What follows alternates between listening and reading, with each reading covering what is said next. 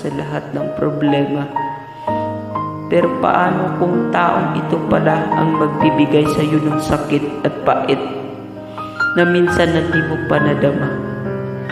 Yung taong hindi alam na sa hindi sinasadya pagkakataon, nasasaktan ka na pala. Dahil unting-unting nahuhulog ang loob mo sa kanya, kahit alam mo namang may titulo na siya. Kasalanan ng mahalin ka, pero mas kasalanang lukuhin ang sariling nadarama, kaya sinubukan natin sumugal pareho. Lalo na ako, kahit alam kong sa umpisa pa lamang wala na akong maipapanalo.